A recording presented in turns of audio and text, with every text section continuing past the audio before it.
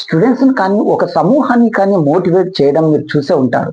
అలాగా motivational message ఇస్తున్నప్పుడు ఆ మెసేజ్ ద్వారా మీరు కూడా ఎంతో కొంత మోటివేట్ అవ్వడం మీరు చూసే ఉంటారు. అయితే ఒక్క విషయం మీరు గమనించండి.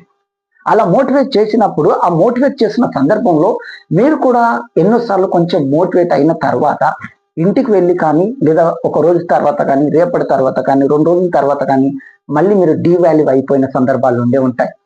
ఏంటంటే అప్పుడు వాళ్ళు చెప్పినప్పుడు ఏమో మోటివేట్ అయిపోతారు. కానీ తర్వాత సాధిస్తాను, ఇంకా నేను అంత సాధిస్తానని అనుకుంటారు. కానీ కొంతకాలం తర్వాత డీవాల్యూ అయిపోతారు.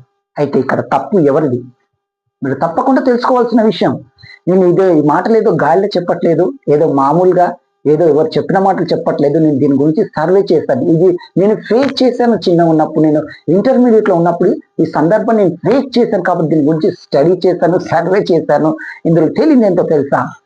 మోటివేషనల్ స్పీకర్స్ మోటివేట్ చేసిన తర్వాత కొంతమంది డిమోటివేట్ అయిపోతారు, నిరుత్సాహానికి గురైపోతారు కొంతకాలానికి. అది తప్పు ఎవరిదో తెలుసా?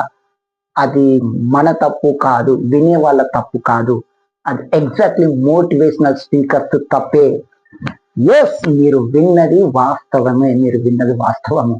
ఎవరైతే మోటివేషనల్ స్పీకర్స్ మోటివేట్ చేస్తున్న తర్వాత డివాల్యూ అయిపోతున్నారో అది వినే వాళ్ళ తప్పు ముమ్మాటికి కానే కాదు. అది కేవలం మోటివేషనల్ స్పీకర్స్ తప్పే. అవునా, అది ఎలా అంటారు అని మీరు అడగొచ్చు. చెప్తాను. ఎలా అంటే, అక్కడ సమూహముగా కొంతమంది గ్రూప్ ఆఫ్ స్టూడెంట్స్ వస్తారు, లేదా గ్రూప్ ఆఫ్ ఎంప్లాయీస్ వస్తారు. ఆ గ్రూప్ ఆఫ్ ఎంప్లాయీకి అందరికీ కూడా ఒకే రకమైన మోటివేషన్ మెసేజ్ ఇస్తుంటారు. అక్కడ వచ్చినటువంటి స్టూడెంట్స్ కు, కాలేజీలో ఉన్న స్టూడెంట్స్ కు అందరికి కూడా ఒకే రకమైన మోటివేషన్ చేస్తారు.